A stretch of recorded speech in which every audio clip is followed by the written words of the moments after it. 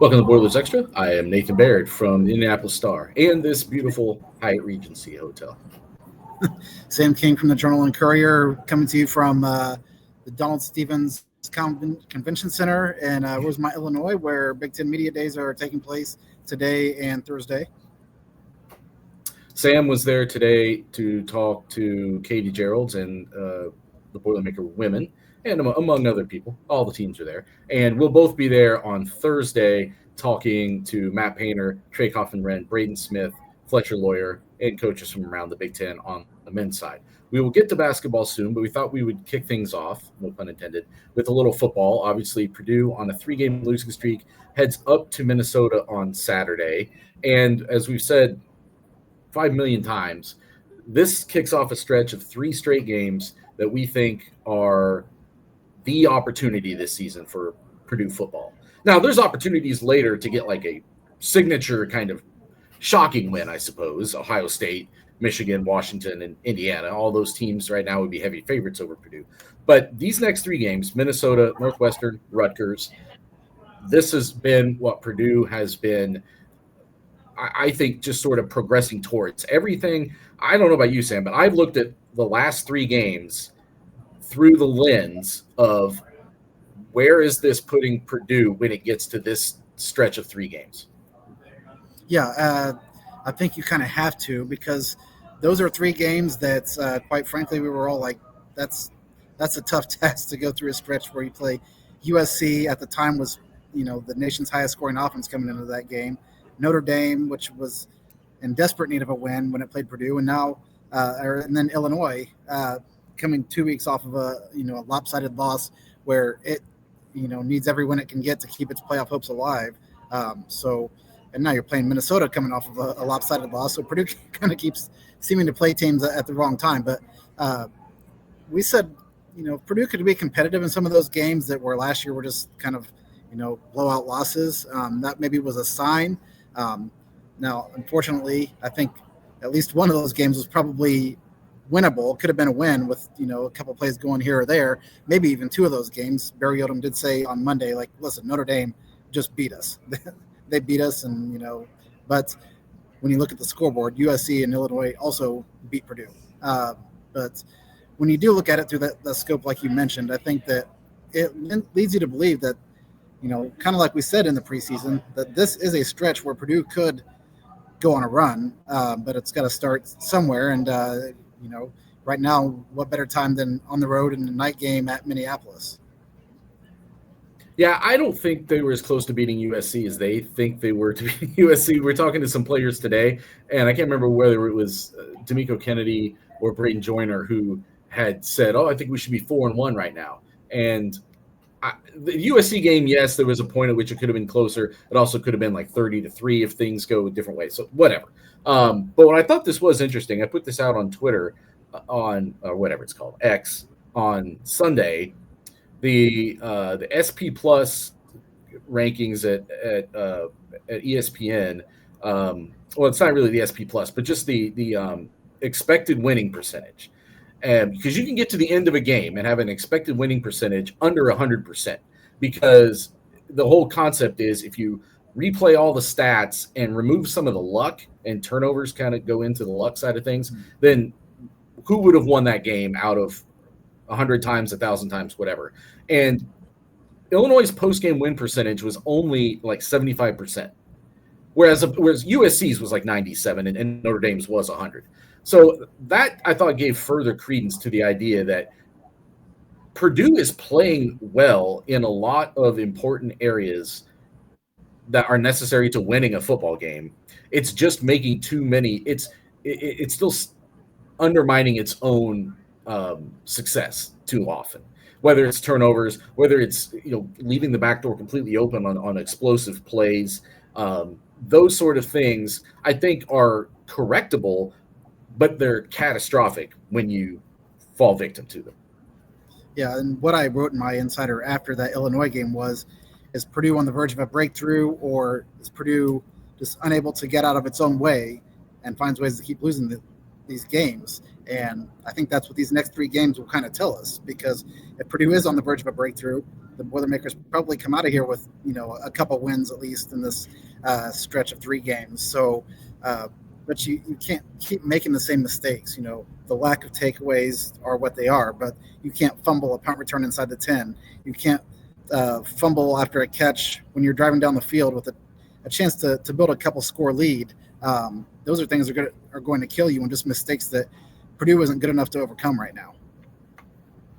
Yeah, it's like margin for error. Like the last 3 games, you didn't have a lot of margin for error. I think those rosters are better than Purdue's. I just do. I think they have more talented players, or more talented players, not necessarily more talented players. I think you know what I'm saying.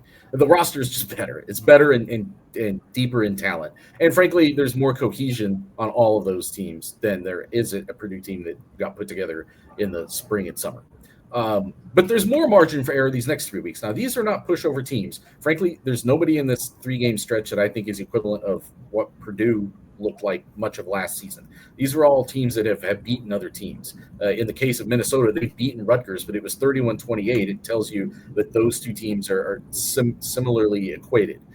So, Sam, when you look at Saturday's matchup, anything that jumps out to you as a key to whether Purdue can actually break through and win this game? Yeah, Minnesota also has a big road win at Cal, which is a they lost that game at Cal. They lost at Cal. Yeah. Well, which was one of the reasons why I think that that's one of the reasons why I think that it's further credence to the idea that they are in Purdue's weight class. They're not going up against other middling teams and definitely beating them. The key to me, and it's really got to be the key throughout the rest of the season, is the defensive communication, which is now, this has been 2 weeks where we've heard about the lack of communication costing Purdue on the back end of some big plays. And, after you hear that following the Notre Dame game, and then there's a week off, and then you go to the Illinois game and you hear the same thing, that's, now in my eyes, kind of an issue that Purdue has to shore up in the secondary. And not having Tony Grimes probably didn't help against Illinois. He hasn't played tremendously well throughout the season, though, so I'm not sure how much it hurt either, but still gave up way too many easy, big plays down the field. And, it's not that Minnesota lights the world on fire with its receivers, but they have 4 really capable receivers that have played well this season. And if you can't get that shored up, then you're going to be chasing points again in that game. Yeah, I was looking at some numbers because I was going to cite here.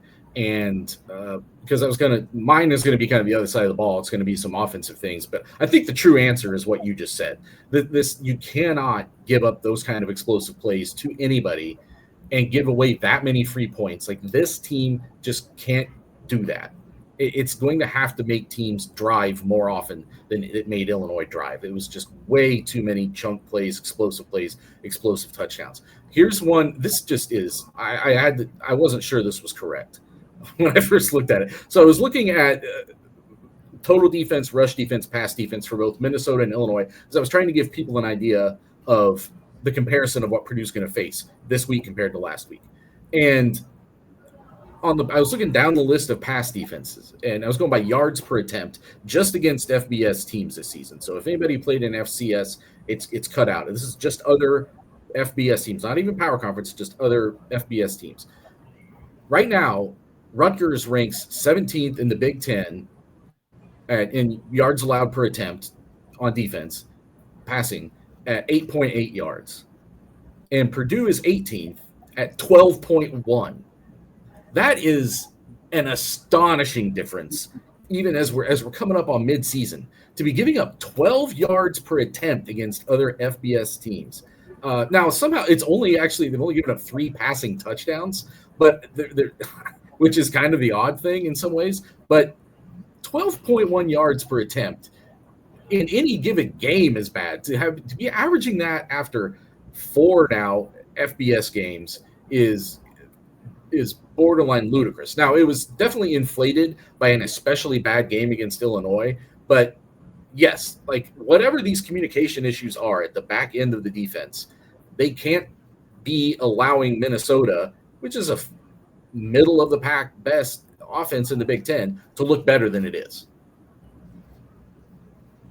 Yeah, absolutely. That's basically it. That was just a rant I wanted to go on because I couldn't believe that stat. I did not know that stat. So, yeah, that is kind of quite shocking to see the difference between the worst and then the team above that. But, yeah, go ahead with what you were going to say about the offense and kind of your key to winning this game, or at least taking a step forward.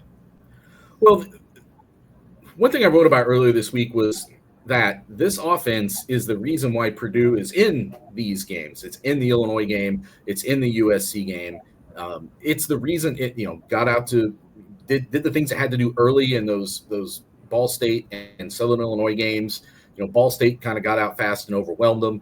SIU, when defense was kind of shaky early on, the offense could respond each time, was getting touchdowns. So like the offense is the thing leading this for Purdue right now.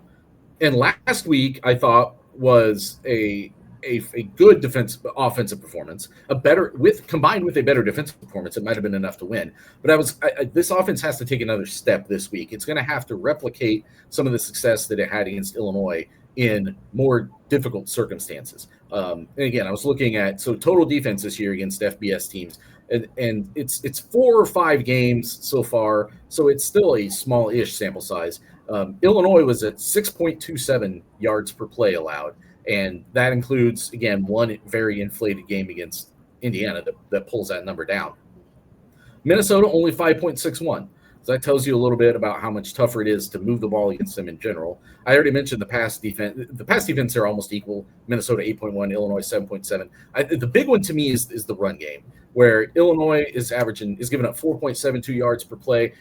Josh Henson, when we talked to him on Monday, was kind of straightforward and said, hey, like they were definitely scheming to take away the pass. It gave us some opportunities in the run game, but frankly, Purdue hadn't necessarily capitalized on similar opportunities in the first 4 games. This was the best version of them doing that last week.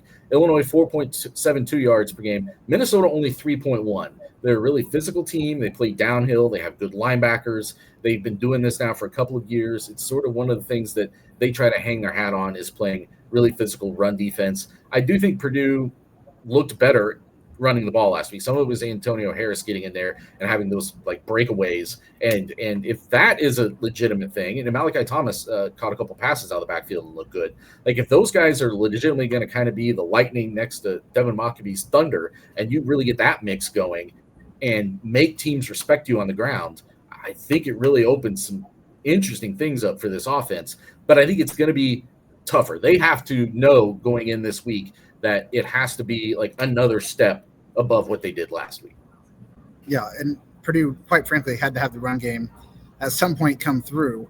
I wrote about the receivers earlier this week because when you look at this list of receivers that Purdue has and the stats, you're thinking, man, Purdue seems to have a lot of playmakers on the outside. And then you talk to the guys and they're saying this room is deep. And then you ask Josh Henson about it, and he says, well, no, nobody has kind of become the guy. Like, it's those stats are not reflective of like we're really balanced. It's more like one week this guy looks good, the next week this guy looks good, and different guys kind of earning opportunities. And last week it was Corey Smith. The week before it was E.J. Horton, Armand Branch earlier this season. But he said nobody has really stepped up and been consistent outside of Michael Jackson III, and he mentioned Nitro Tuggle as well, who has had a nice comeuppance, in maybe not last game, but a couple games before that. But again, too many drops, I think, from him as well. But Purdue's got to have the consistent playmakers on the outside to complement, a now running game if you've got a rushing attack. And then you're right, this offense is good enough to win games. And if you can ever get the defense to come around, then that's when I think Purdue can maybe be dangerous and be a threat to knock off somebody that it shouldn't. And I think the other thing that jumped out at me from Henson on Monday when he was talking about the receivers was he said something along the lines of Tom Dienhart had asked him what part of the offense has developed the most or evolved the most since the start of the year. And he said it was the passing game. And he said it was things like route running, getting open. And I think his quote was something like, we're threatening people with some of the things we're doing. And I think that was an indication of when he sits down and watches 11-on-11 film from an offensive coordinator's perspective. And I think he is seeing the all 11 film, a better view of the whole field. I think he is seeing a lot of missed opportunities either that Ryan Brown just didn't see, or that it should have been open, but maybe the receiver didn't do what he was supposed to do there, and it could have been something big. I think they are really just trying to smooth the rough edges, and if it all syncs up, it could be a pretty explosive night offensively. It's just a matter of can they get there this year. So, all right, game prediction time. We got to talk basketball. I'm picking Purdue to win this game, and I'm picking Purdue 26, Minnesota 23. And part of it is just sort of a gut feeling of a team that is climbing, a team that is really hungry, a team that I do sort of wonder if going on the road can be a like cohesive thing for a team. I think sometimes with night games, things get funky, especially midweek night games. I've seen it happen a bunch of times. Saturday night, maybe not as much, but I don't know. It just feels like the time is right. And that a couple of things that I think would also maybe Purdue's edge. I mean, is Minnesota up for this game the way it was tried to get up for Ohio State last week before it got clobbered? I don't know. They play Nebraska next week. Is this a little bit trappy? Maybe. And then I think Purdue has the better quarterback in this game. The Purdue coach is really talking up Drake Lindsey. Barry Odom's like a longtime family friend with that family. I think he's a fine quarterback. He's younger. He's going to get better. But I think Ryan Brown is the better of these two quarterbacks. And I think if he can take another step forward and hit those plays, Josh Henson said something like, man, I want to see what happens if we hit the plays we missed on Saturday. Now, you can't do that. And I'm sure that Luke Altmaier feels like he missed some plays too. It is what it is. But you can sense that this – I believe when they hear those guys talk about these things that they are seeing what is potentially there. It's just a matter of which week they get there. I have not picked them to win any of the last 3 games, obviously, and kind of just wild hair. I feel like this could be the week. I want to preface this by saying we don't talk about these predictions with each other before we do this. But no. Alan Karpick does a Media Mania thing every week, and I think you're a part of that as well. And I really wrestled with my decision late last night when I sent those in to him. And I ultimately, when I looked at things, had Purdue winning 30-27. So we're kind of in the same boat in a lot of ways. Yeah. I think we've said all along this team is going to beat somebody that it shouldn't. If you look at the odds, Purdue shouldn't win this game. Maybe this is that game or one of those games. But I think that Purdue has enough talents and has shown enough, at least offensively, that it's ready to get a marquee win, signature win, whatever you want to call it. And, Minnesota's not a top 25 team or anything, but coming from where Purdue was, I think that, definitely an underdog in this game, and it would be considered an upset if Purdue wins. And I think that both of us picking them to win probably dooms them. If we're both thinking they're going to win. I wouldn't call this a marquee win if they could pull it off, but it would be an important one. Like, they've got to take this step back before they can get to something they would call a marquee win, right? Like, if they'd won in Illinois last year, I probably wouldn't have called that a marquee win either, because Illinois hadn't become a 9-win team yet, and wouldn't have if Purdue had found a way to beat them. So this is the team that's in their weight class. They need to show they can beat someone in their weight class. Then you make that step. They've already beaten the people below them in the first 2 games of this year. Now you're playing those other teams that are in the big messy middle you're trying to be in the Big Ten. Beat one of these teams. So that's 2 predictions for Purdue to win. Me picking a lower scoring game, Sam picking a higher scoring game. Tune in Saturday night to find out. Sam will be there on the ground. I will be on my couch watching that from home. Let's talk basketball. Sam, you are at Big Ten Women's Media Day today on Wednesday. So I know you're going to be writing about this for jconline.com, IndyStar.com, just kind of the vibe right now and the realities that maybe this team and this program face. This is Katie Gerald's 5th year as head coach, 17-15 in her first year, 19-11 in her second year, 15-19 in the third year, 10-19 last year. And that was after, frankly, an influx of some really good teams from the Pac-12 coming to the Big Ten. I would say at least 3 of those teams. 3 of those teams are ranked to start this year. I can't remember last year exactly where Oregon was, but that tells you a little bit about how the balance of power shifted a little bit in the Big Ten. Take us through just kind of maybe that general vibe. And is there a sense that this is a little bit of a, do you say make or break year for Gerald's, or is it just a matter of showing progress and getting back to, if you can get a couple of consecutive years of progress, you can start to build something again? Yeah, it's kind of interesting because I don't remember how I worded the question to Katie, but um, something about there's always pressure to win, but based on the last couple of years, is there more pressure to have success this season? Because Purdue was, quite frankly, it was a powerhouse program for a while, and then it was still making NCAA tournaments even after that, and then kind of fell off when Katie's team got back a few years ago into the NCAA tournament. It was kind of seen as like, okay, things are starting to trend back in the right direction, and then it just dropped off after that. And she said, I don't feel that because nobody puts more pressure on me than I put on myself. So internally, she's probably feeling a lot of pressure, but the way she said that, it makes me feel like it's maybe not coming down from the athletic department. Now, if you go out and have a disastrous year, absolutely, you're going to feel the pressure of the fan base and the athletic department. But she said this has been a really good group, a really, just kind of a fun time to go to work each and every day. And then talking to the players who were here, Madison Layden Zay, who played 4 years, took a year off, went and got married, and then came back after a year missed of basketball. And then Lana McCarthy, a sophomore who was a starter last season. They seem to think that, the 9 new players, I guess 10 if you count Madison returning, isn't an issue. It seemed like there was a lot of cohesion right away. They've talked about how if you go to dinners, the same people aren't sitting with each other every time. It's different people sitting around. You go to the football games and different kind of parts of the team are hanging out with each other. It's not like there's cliques or anything like that.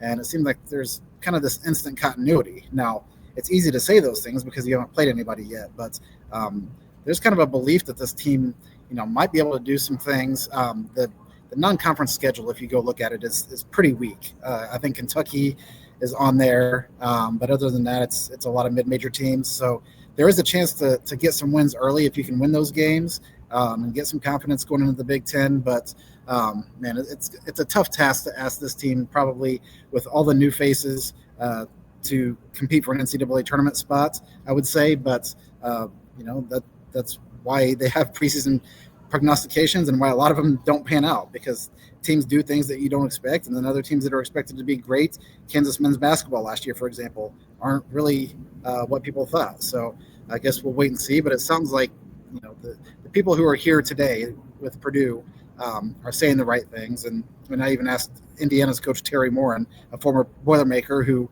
was a player when the program kind of made its rise in the late 80s, what Katie's doing well. And she said, I think any good team has the identity of its coach or personality of its coach or something like that. And she said it takes some time to build that. And that's kind of where Katie is right now, where, you start to get to identify the players that fit your personality and want to play and be a part of that. And she's kind of identified some of those players through the portal. And now we'll just see how it all mixes together. Yeah, I'm not trying to be negative, but like that idea of like, the cohesion and the everybody, like we were writing stories about the 2024 Purdue football team like that too, and it's easier to be like on the same page and together when you're in the off season. And you get into the season and you're getting your butt kicked, then some of that can fall apart quickly. I'm not predicting that, but it's just a matter of saying like that. I don't think is the ultimate thing. It's going to be execution. It's going to be the talent on the court. I know that they have lost some players, as a lot of people have, to the portal in recent years. I think that rev share potentially, I don't know how they, we don't know how, there isn't transparency in numbers. I don't know how women's basketball at Purdue will be. I think it'll be roughly equal to all the teams in the Big Ten though. And so maybe like you can start to protect yourself a little bit better there. It's just it's important to think of it in terms of that non-conference schedule and maybe being able to get some wins and build some momentum there. The regular season schedule, I was looking at ESPN's preseason women's basketball top 25. There's 7 Big Ten teams in the preseason top 25. UCLA number 3, Maryland number 10, Michigan 15, USC 17. That's without JoJo Watkins. Iowa 20, Michigan State 23, Washington 25. So 30% of the top 25 are teams you're going to have preseason top 25 by this one outlet are people you're going to have to play this year. So it's going to be that challenge is always going to be there year after year. Though I think it is fair to like ask a corner to be turned, just because another year of 19 losses, I think would probably be a tough thing to come back from, I would imagine.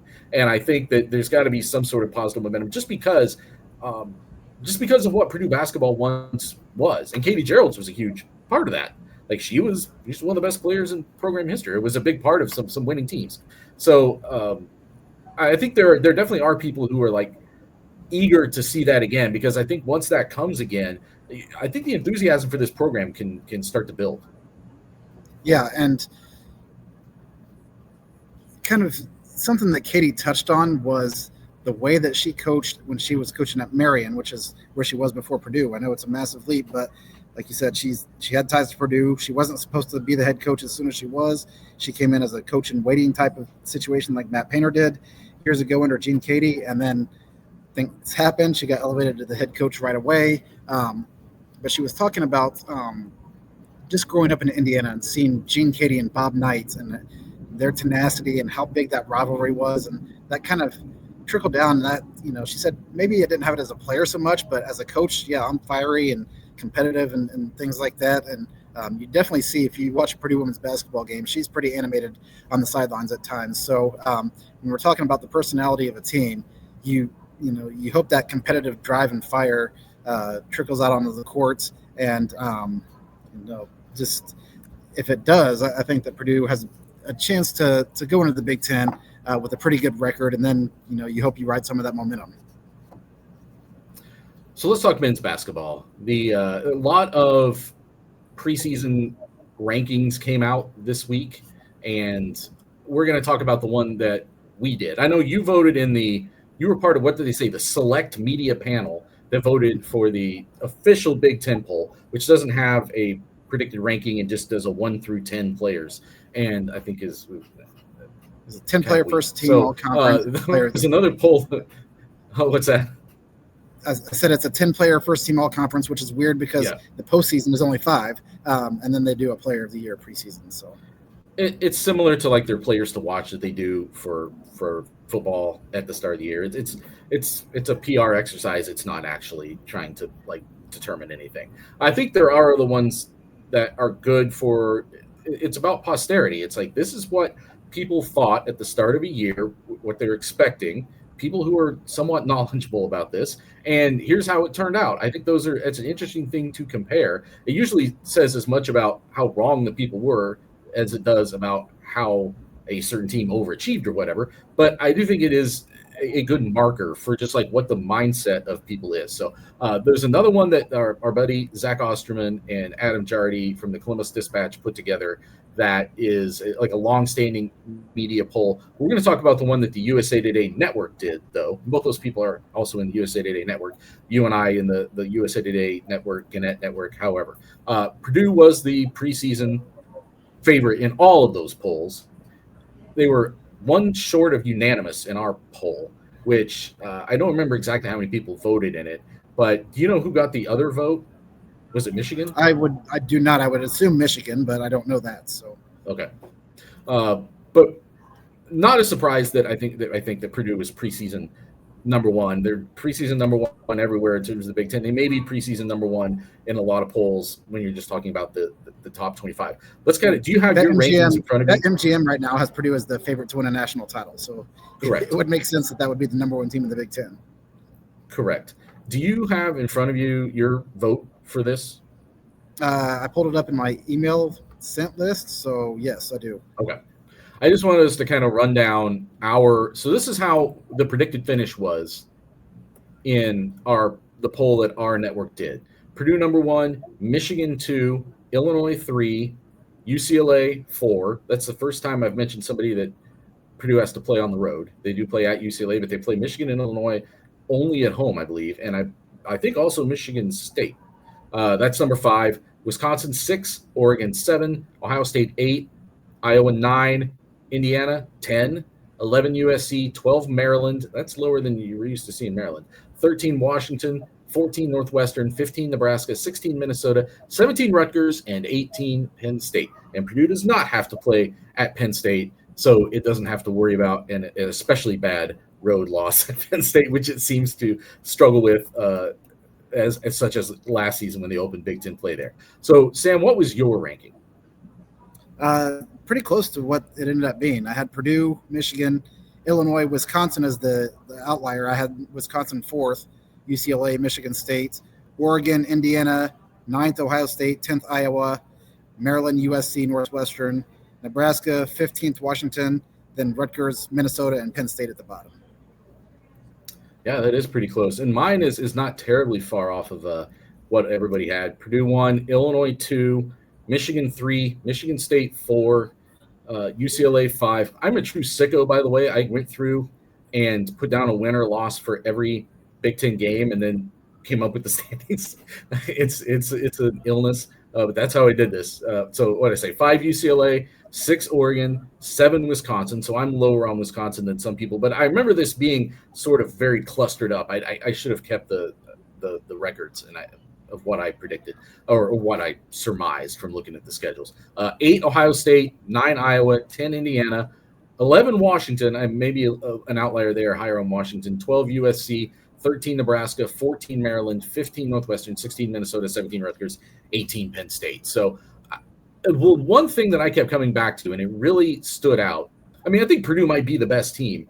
I think Purdue also has just the best path. Like Tom Izzo talked about this when we were here a year ago, that it matters who you play and where you play them, and that's never been less equal than it is right now in the Big Ten. And Purdue just has a very favorable road to ending up with the best Big Ten record because the other really good teams in the Big Ten either play each other or other really good teams a lot more. Yeah, and on the road. Yeah, not having to go to Illinois, not having to go to Michigan State. Those were, 2 losses that Purdue, last year, quite frankly, was probably expected to lose. And, I think getting a win at Oregon at the time seemed like a big win last year, but in the grand scheme of things, really wasn't that big. And ultimately, it probably cost you a loss at home to Ohio State right after that. So, it's kind of you almost would rather lose at Oregon and win at home against Ohio State, but it was a wash. But yeah, the schedule is pretty favorable this year when you look at Purdue's one-offs and where those games are with the perceived best teams in the conference entering the season. We did not talk about this ahead of time. This is just complete, like off the cuff, like scale of 1 to 10. Where would you put the odds of Purdue going undefeated in Big Ten play? No, I don't think that happens. I guess a 2. I just so much parity in basketball and randomness these days. I don't think that's, especially with the league being what it is now, I don't think that's a possibility. I think it's a fair thing to ask because they have traditionally won so much at home. It was that was maybe one of the more surprising things last year was when Ohio State got them at Mackey Arena. It kind of started off a stretch of things scuffling a little bit.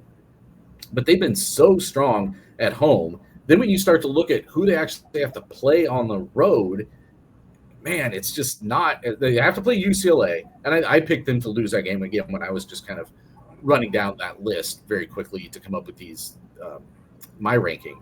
But there isn't a lot of like the top tier, who we perceive to be the top tier teams that are there. So I think it's probably a thing that when they look at the schedule, I don't know that they look at it that far ahead, but like it would be a fair thing to try to take a shot at more than usual. Just the combination of their team and the combination of what this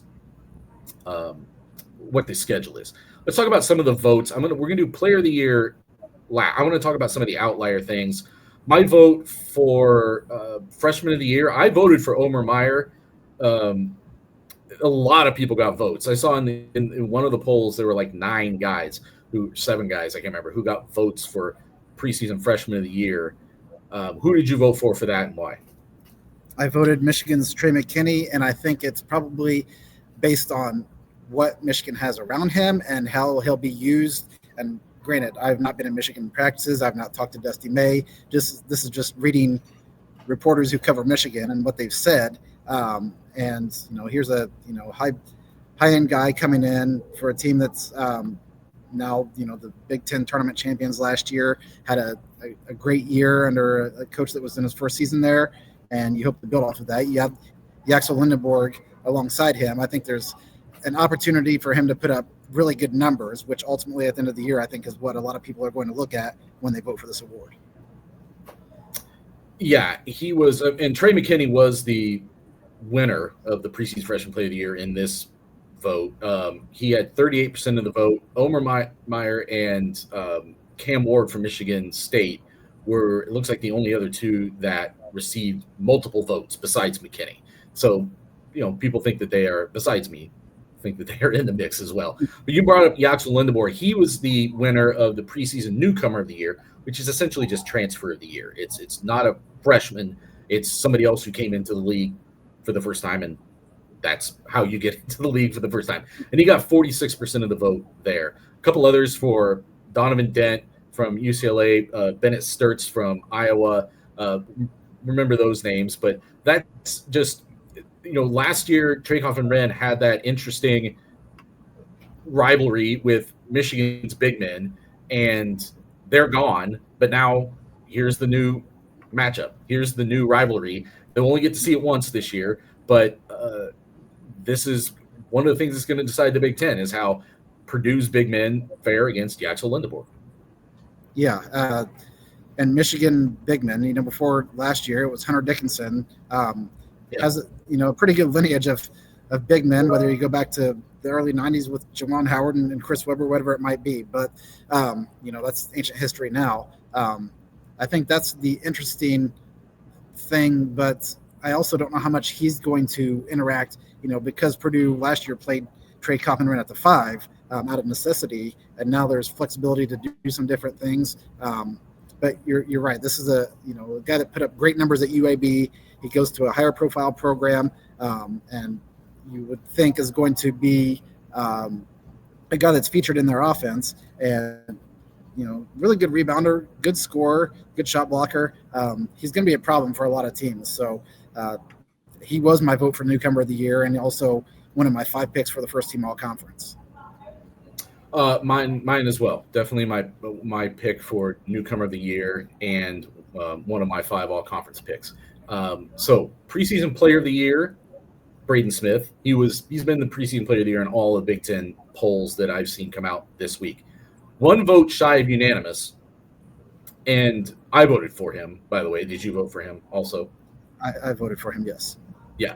I think one of maybe the Michigan writers in our network voted for not Lindenborg or a Michigan State player, Trey Coffin-Wren. And in that other media poll I was talking about that a couple of our colleagues organized, I think there were 4 people who didn't vote for Smith for preseason player of the year, and 1 might have gone to Lindenborg, but the other 3 went to Trey Coffin-Wren. So how much I thought about it, before I just made it like a rubber stamp. I respected Trey Coffin-Wren enough that I thought about not just to make a name for myself with a bold pick, but is it worth talking about? And is this something that you considered at all, voting for someone other than Braden Smith, or more specifically, voting for Trey Coffin-Wren over Braden Smith for preseason player of the year? If I was going to vote for another player, it would have been Trey Coffin-Wren. And you're talking about a guy who shot 60% and averaged 20 points a game last year. And I think this season, the stat increase you're going to see is probably going to be his assist numbers because of him, playing the 4 and being able to lob over the top to a 7'4" guy. Just some different wrinkles that Purdue has an opportunity to run in its offense. That's an area where his stats, may take a jump. So he would be my number 2 pick. I did vote for Braden. I did not think beyond that. But, it's a great 1-2 punch anyway. If you have what most people believe is the best 2 players in the conference in your starting lineup, and then you throw in another, fringe, maybe all conference player in Fletcher Lawyer, that's a nice senior dynamic you have there. I was looking over the numbers from last year because there was a time last year when Braden Smith was ahead of Trey Coffin-Wren. I was looking at the Ken Palm numbers and his player of the year stuff. And it was Braden Smith and Trey Coffin-Wren both in that top 10, kind of battling back and forth. And Smith's numbers trailed off late in the season.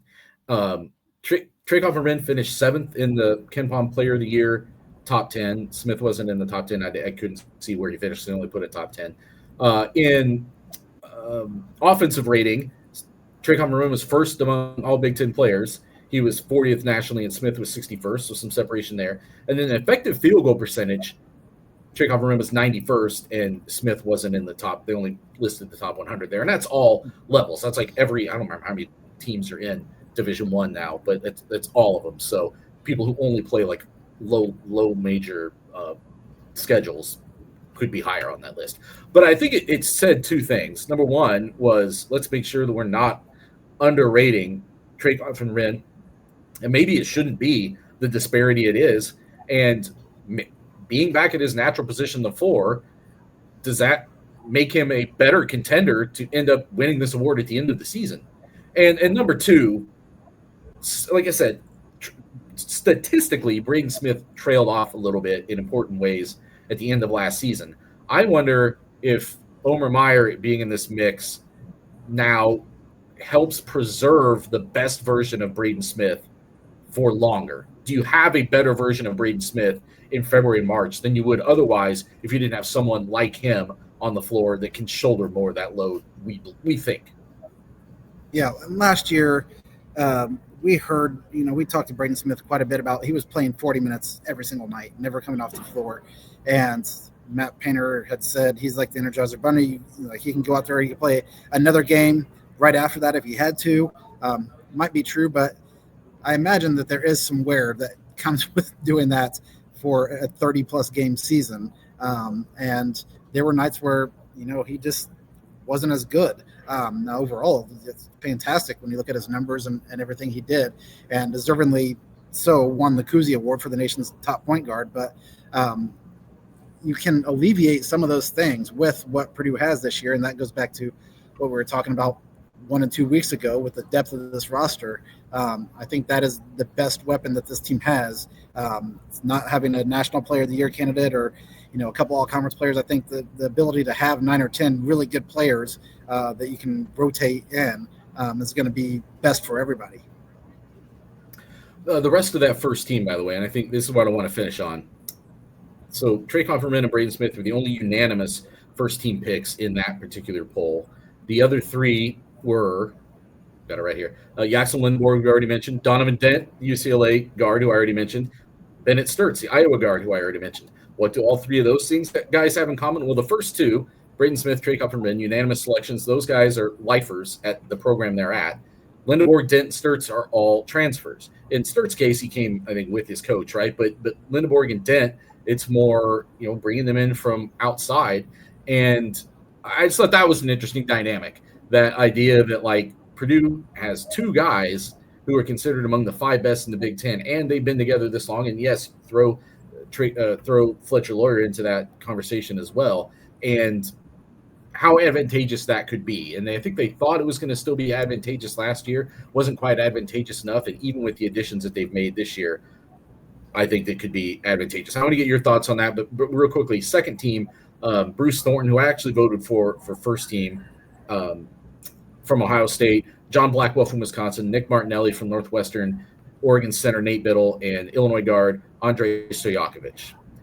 Boy, that Illinois roster, it's like you could play a game. Like, is this Illinois basketball player or Liam Neeson revenge victim in the next Taken sequel? It's a lot of really interesting names, but they did a really funny video about it, actually, if you go find it on their social media.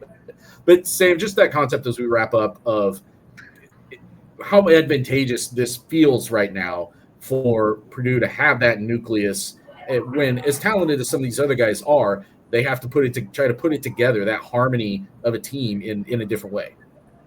Yeah, and that's where I kind of alluded to earlier. You also have Fletcher Lawyer, who was not on one of these 2 all-conference teams, was not on the 10-player one that the Big Ten put out, but probably is a guy that I would imagine got some votes, the 8, 9, 10 spots. And maybe he's probably not one of the best 10 players. Actually, he's not one of the 10 best players in the conference, but I think he might be one of the 10 most important players in the conference for what he means to Purdue, because he is a coach on the floor. He's a really good shooter. and he started every game for 3 years for a program that's had quite a bit of success. So I think, he's probably a player that should be talked about more. And, he's gotten his recognition over the past 3 years, but he's kind of always been the other guy in this group of 3 seniors that were starters on that Final Four team 2 years ago.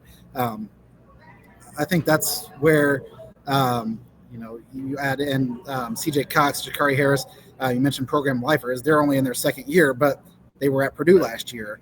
And then you fill in with transfers where you need to. And I think that's kind of when this transfer portal idea came together, probably idealistically how it was perceived, like, okay, this can help. You can get a guy out of the portal to fill a need here or there. I don't think it was like create an entire football team with 80-something guys overnight, but that's what it's become a little bit. My first team, I went with a couple other lifers as well with Lindeborg, being the not, I guess, lifer with Michigan. I picked Nate Biddle for the first team, and I picked Bruce Thornton for the first team. So I was pretty loyal to guys who have been at one program throughout their careers. Yeah, my difference was I think I had Thornton on first team, and Sturts was the one I put on the second team, but people are very high on him. And I think it's going to be an exciting season in the Big Ten. I do think that Purdue is a front runner for a reason, and I understand obviously why they're favored. But I think that there is some other intriguing talent in this league, and I'm eager to start seeing some games. We'll see where it goes. So you can watch the coverage of Big Ten Media Day on BTN and whatever stuff that they do there. But obviously we will have coverage at jconline.com, indystar.com about what Purdue players and Matt Painter are saying, and probably some stuff that we're going to sprinkle in over the next couple of weeks that come out of today. So thanks for joining us. Sam's got to get back to work. I got to get back to just snoozing at the hotel. And we will talk to you maybe Saturday night after the football game. That actually hasn't been determined, but we'll talk to you again soon.